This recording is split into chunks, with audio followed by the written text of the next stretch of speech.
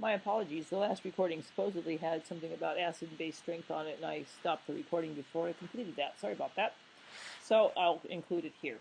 Acid-base strengths have been described in a few places where we talked about how strong acids were, but now I'm going to connect it to acid dissociation constants after I finish describing the acid strength. So from chapter 9, the description of an acid as strong has to do with what type of electrolyte it is. If it's a weak electrolyte, it's a weak acid or a weak base. And so weak bases have very little ability to pick up a proton. Weak acids don't give up very many protons. Some acids are stronger than others, and there are 6 strong ones. We'll look at them in a chart in a minute. Then the stronger the acid is, the weaker its conjugate base. In other words, the greater its capacity to give away a proton, the less likely its conjugate is to pick up that proton again. The converse is also true. If you have a weak acid, it turns out that its conjugate base tends to be stronger than some others. Now, how do we make those comparisons, or how do we care, or how do we look at these and make some sense of them? Let's take a look at some examples. So a strong acid is a strong electrolyte that completely, as in 100% dissociates in solution and making an anion and hydronium. If you look at these diagrams, these picture diagrams are one way of expressing or describing or demonstrating, depicting different kinds of acids. The first symbol here, the yellow sphere with the white side atom, is the acid, the hydrogen HA. And the middle picture shows, the middle symbol is the hydronium with the H3O+, and the last one over on the right is the anion that results when the acid has given away its proton. If you look at each of these 3 diagrams, you can figure out which ones are strong or weak acids. Well, what do? So if it's a strong acid, it will completely dissociate to form the anion and hydronium in water. Which of these examples has been totally dissociated so that the HA acid molecule no longer exists, and instead you have hydronium and the anion? All right, well, look at the first box. I see some of the HA molecules in there still, so probably not that one. The middle one has a bunch of hydronium in there, and in fact I see none of the HA. So if there are no HA molecules in here, that's a clue that this one is probably a strong acid. So there's none in the middle. The third box has some HA molecules, but not all of them are still HA. And the first box has mostly HA molecules.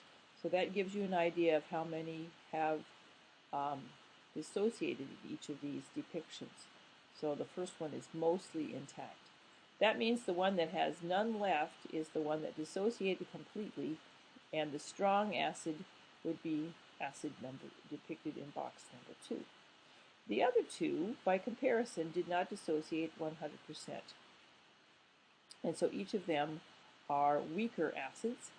And which one is weaker than the other? Well, it depends upon which one has the most dissociation or the least dissociation. And so if you look at box number 1 compared to box number 3, which one has the least dissociation? And that would be box number 1, because only one anion from the acid has been formed and only one hydronium.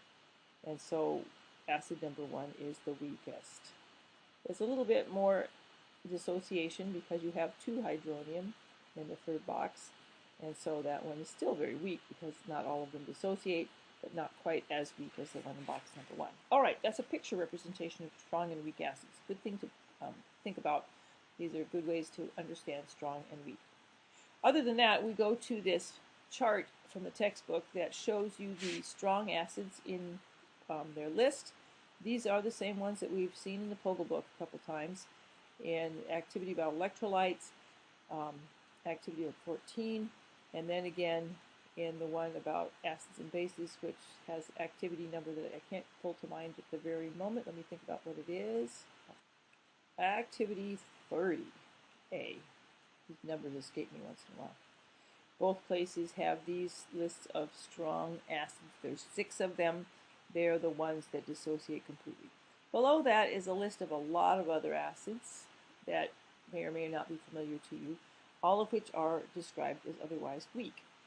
On the right side are all of their conjugate bases.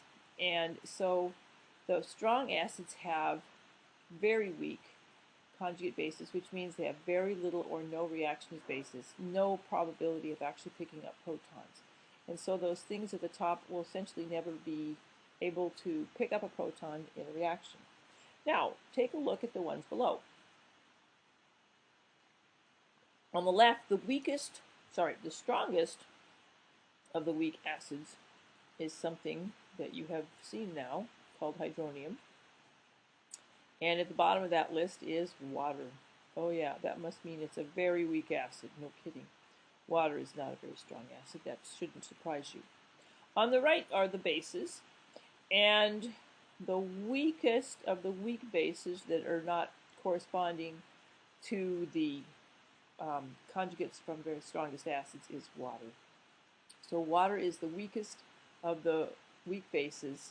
It is also the weakest of the weak acids. Good thing to notice about water. All those other ones in between, you don't have to know which ones are stronger or weaker other than to look them up on a chart like this.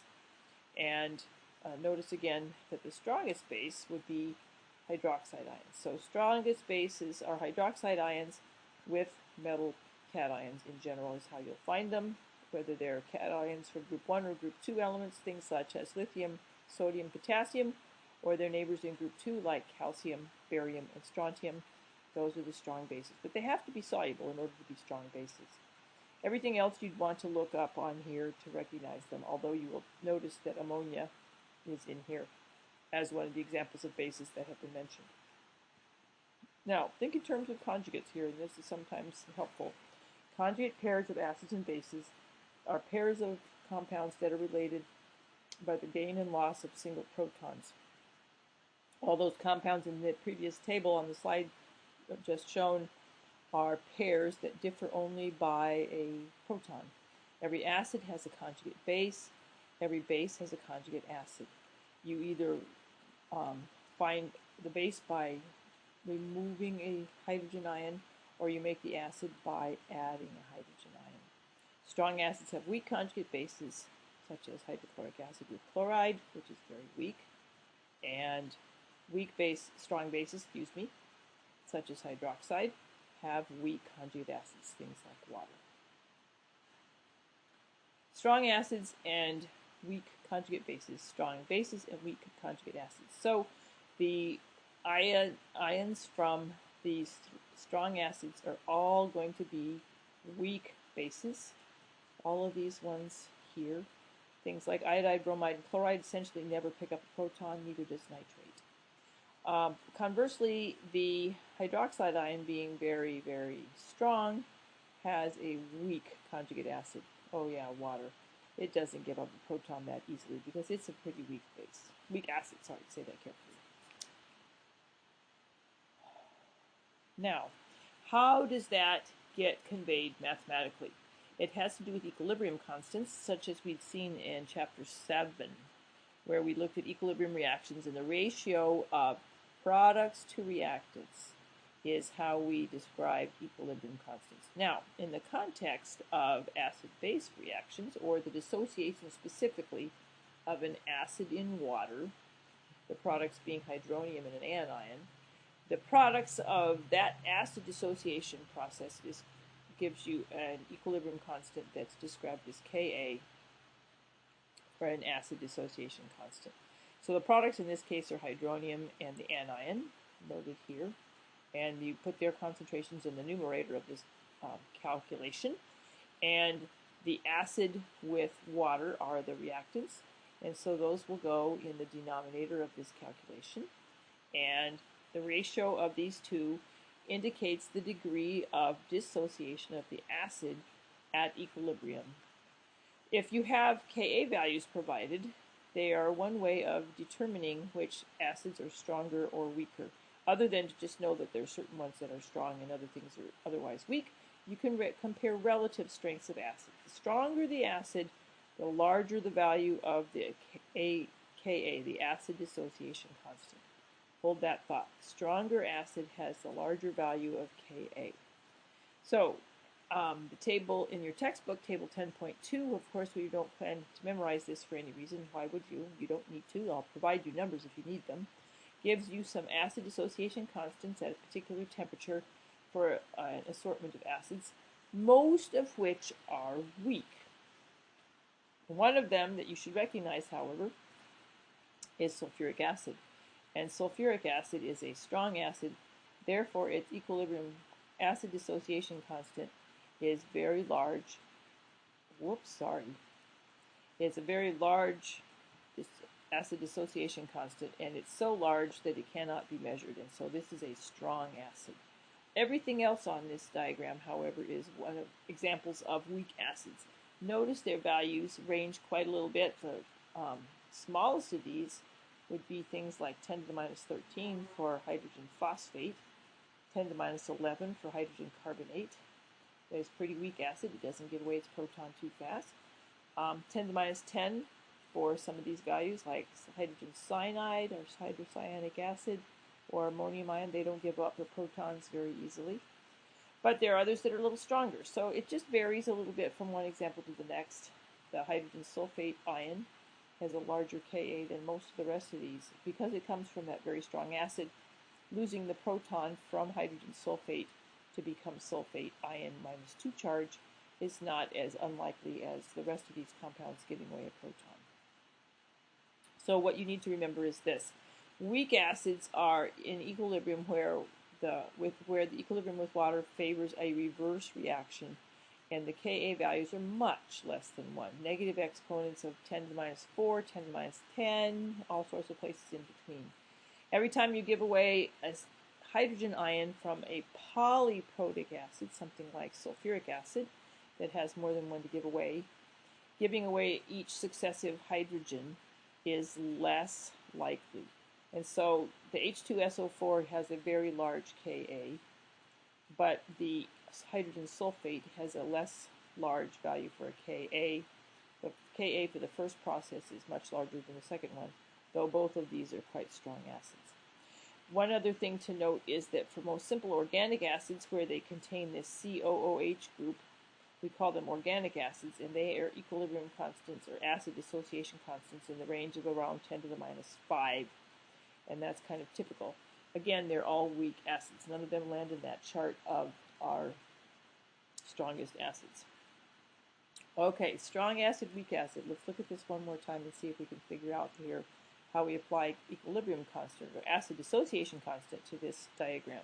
Same diagram that was shown in the earlier part of this recording, and we decided that the strong acid was acid number 2 because all of the HA molecule had been dissociated completely to make the anion A minus and hydronium. No HA intact. Now the box on the left, number 1, has most of the HA still intact, so it's mostly an undissociated acid, mostly as the HA form. And the one on box number 3 is again mostly the HA form, but not quite all of it, because there's 2 ions, hydronium ions, that have been formed, and 2 of the anion that result. So we said that box number 1 and box number 3 were both weak, representing weak acids, and if you recall the other slide. So the acid, the weakest acid was acid number 1, and so which one has the smallest equilibrium constant, Ka? And so the strongest acid gets a large Ka, so it's not that one. Large Ka, in fact, they're so large you can't measure them. The numerators are so much larger than the denominators. There's essentially nothing left on the denominator. And so the one with the smallest Ka is box number 1. It has the least amount of products and the very smallest um, acid dissociation constant. Acid dissociation constant is how you can tell when something is strong or weak without any further experimental evidence. You take a value off a table and look at the equilibrium constant for the acid dissociation process, Ka, and gauge it relative to other compounds to know which ones are strong or weak. Hopefully this conversation has helped you a little bit with acid dissociation constants and acid-base strength. Good luck with your homework and your understanding of these topics. There will be an exam coming before you know it.